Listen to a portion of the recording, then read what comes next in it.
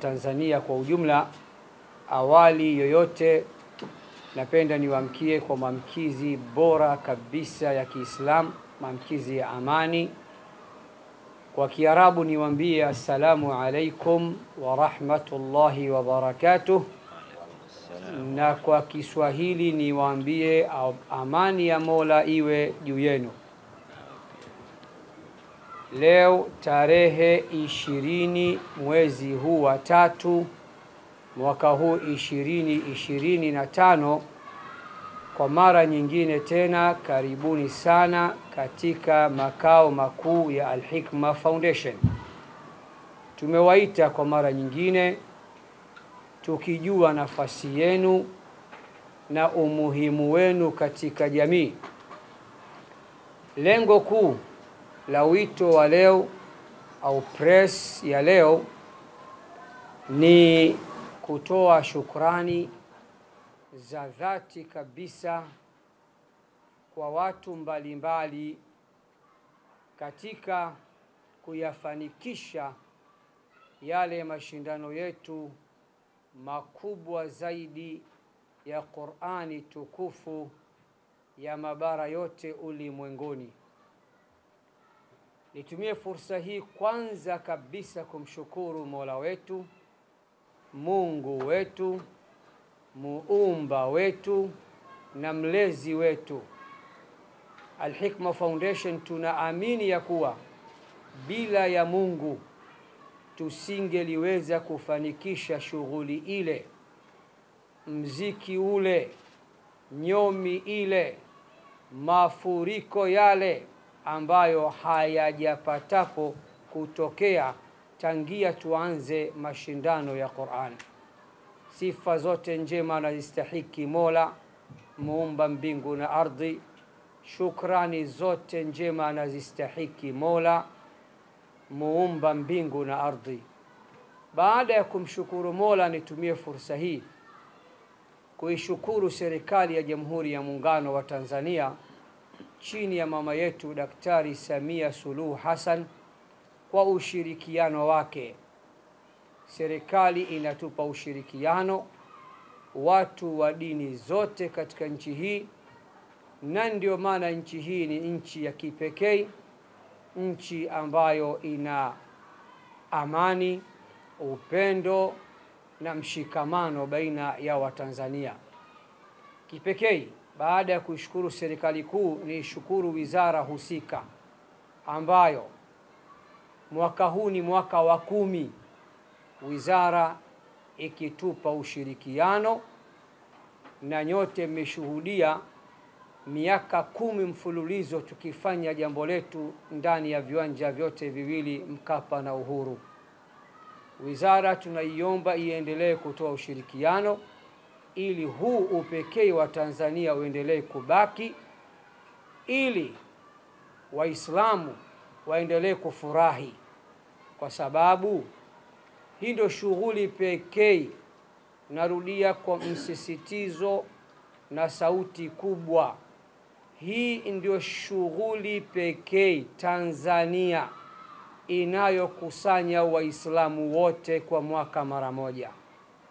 Hii ni kama sikukuu kwa Waislamu, na haya mashindano sisi tunaamini ni ibada kubwa sana kwetu, na ndio maana kwa miaka 10 hatujawahi kung'oa kiti, hatujawahi kuharibu facility za uwanja, hatujawahi kuleta uvunjifu wa amani.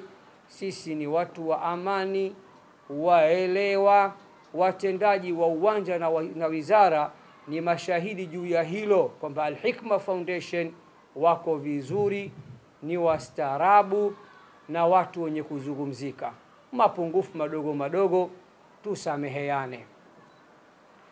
Baada ya shukrani kwa serikali kuu na wizara husika, nisiwasahau watendaji wa pale uwanjani, mkurugenzi wa uwanja, meneja, mameneja wote, madaktari wa uwanja, timu nzima, jeshi la polisi, zima moto, ndugu zangu wa skauti, kila ambaye ameshirikiana na sisi kuhakikisha jambo lifana, tunawashukuru sana zaidi ya sana, hatuna la kuwalipa.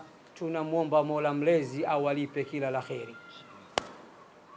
Kisha nitumie fursa hii kuwashukuru wadhamini wetu ambao kwa kweli wametuamini sana Al-Hikma Foundation. Mwaka huu wanafika 75 au zaidi.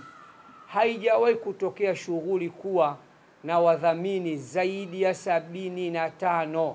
Wote ni wazalendo, wanatokea ndani ya nchi, hatuna mfadhili kutoka nje ya nchi, na nyote mlikuwa mkishuhudia tukiyataja makampuni yao na kuwapa tuzo mbalimbali. Waendelee kutuunga mkono, waendelee kutuamini, na watusamehe katika mapungufu pengine katika ugawaji wa tuzo au lolote ambalo limetokea nje ya uwezo wetu. Kipekee katika hao wadhamini ni mshukuru mdhamini wetu mkuu, ambaye mimi kama mtoto wa mjini, mzaliwa wa hapa Temeke, huwa napenda kuwaita ni mwamba wa miambani. Hao si wengine ni benki na chaguo la watu. Huko nyuma tuliwahi kuwa na mabenki mbalimbali ya Kiislamu, lakini PBZ amedumu.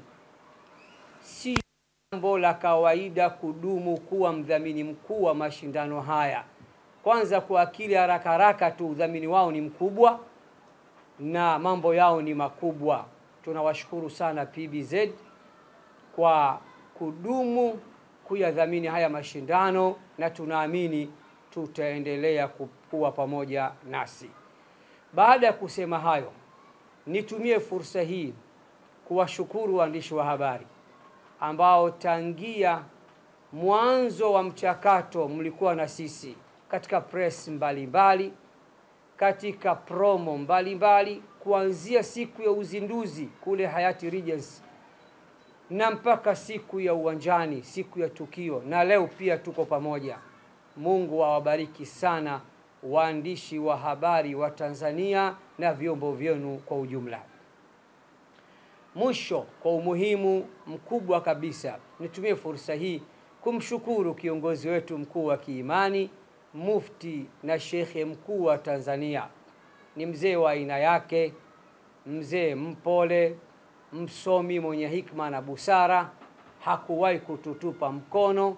Tuko naye na mwaka huu tumeappreciate ulezi wake uliotukuka, na ndio maana tukampatia tuzo maalum ya ulezi uliotukuka. Mheshimiwa Mufti, popote pale ulipo, vijana wako, mchango wako tunaujua, tunauona na tunauthamini.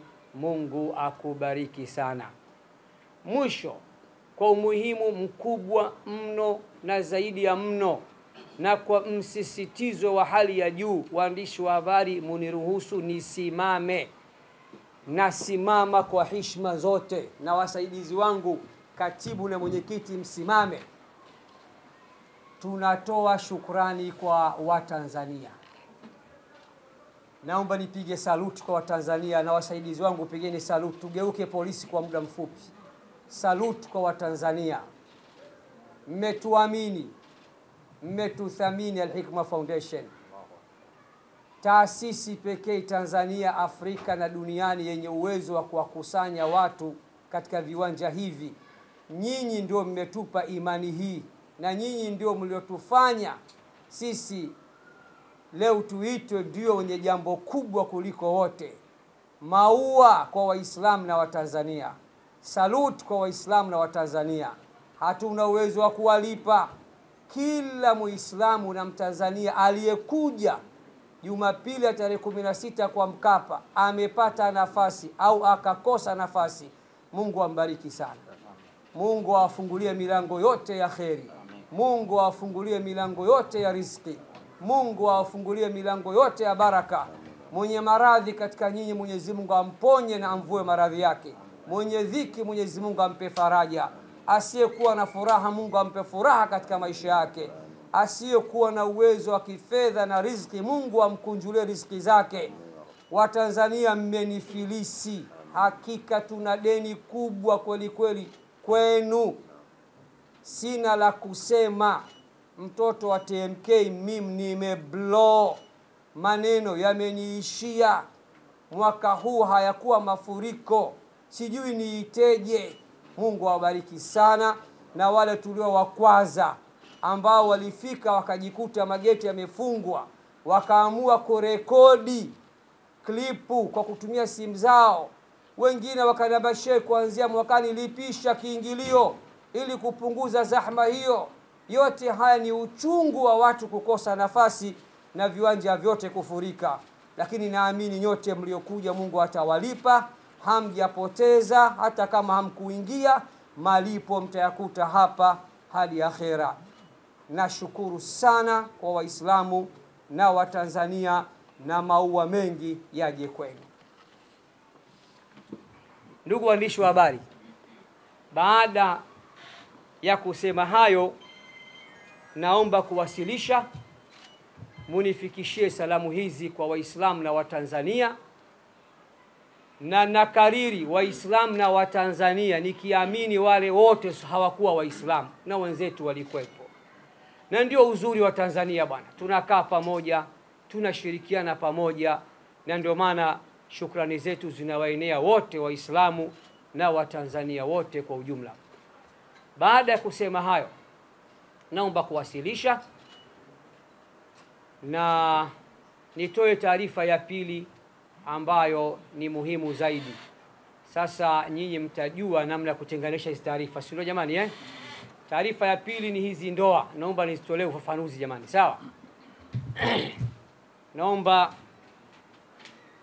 nifanye kama naanza fulani, nafungua fulani hivi.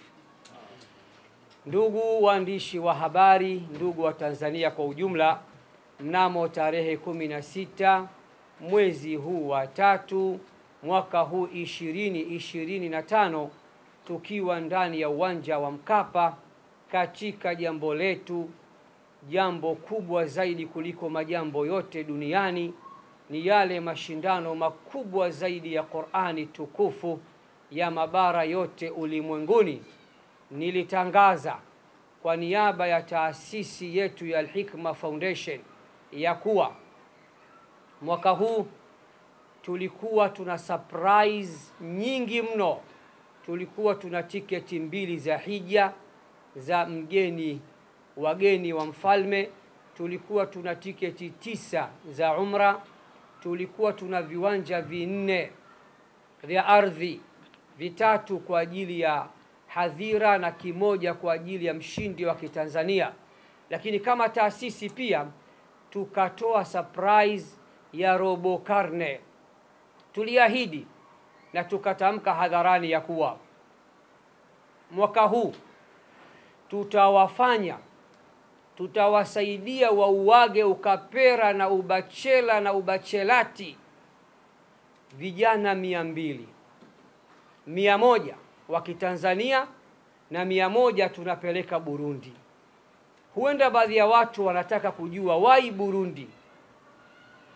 Jawabu, Tanzania tukio hili tumelifanya, huu mwaka utakuwa ni mara ya 3. Kwa hiyo sadaka bora nyumbani tulikwisha anza. Mwaka juzi vijana 70 tumewaozesha. Mwaka jana vijana 100 tumewaozesha. Na mwaka huu tutaozesha tena vijana 100 wa Kitanzania insha Allah. 100 ya ziada, 100 nyingine ya ziada tukasema tuipeleke Burundi, kwa sababu ya baadhi ya viongozi wa dini wa Burundi walituomba ofa hizi pia tuzipeleke kwao. Na ukiangalia hali ya Burundi kidogo sio nzuri sana. Watu wa Burundi hali yao si nzuri sana kama hali yetu sisi hapa Tanzania. Kwa hiyo tukasema hapana, mwaka huu tuozeshe watu 200, 100 wawe wa kwetu wa nyumbani na 100 tupeleke Burundi. Pamoja na hayo tukatangaza ya kuwa tutawafanyia sunna. Sijui wengine sunna wanaelewa, lakini tohara au kuwatahiri watoto wa kiume 1000. Ndugu zetu wa polikliniki na wao wakaongeza watoto 50. Kwa hiyo jumla watoto tutakawafanyia tahara ni 1050. Utaratibu ukoje? Tunapokea simu, message mpaka tunazikimbia simu zetu. Naomba nitoe taarifa kwa wale wenye nia ya kutaka kulipiwa mahari na kusimamiwa ndoa zao. Kuanzia tarehe 10 mwezi unaokuja huu wa 4, tarehe 10 mwezi wa 4 hadi tarehe 30 mwezi wa 4, ni siku 20 takriban, tunaanza kutoa fomu hapa makao makuu ya Al-Hikma Foundation, mtaa wa Pazi, Kikale na Yombo.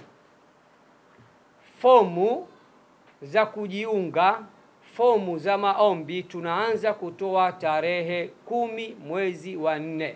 Tusaidieni waandishi wa habari, hizi klipu zisambae, ziwafikie watu wote, ili mwenye nia ya kutaka na yeye kuingia kwenye jambo hili kuanzia tarehe 10 mwezi wa 4 mwaka huu 2025 ndiyo tunaanza kutoa fomu za maombi, na mwisho wa kutolewa fomu ni tarehe 30 mwezi wa 4.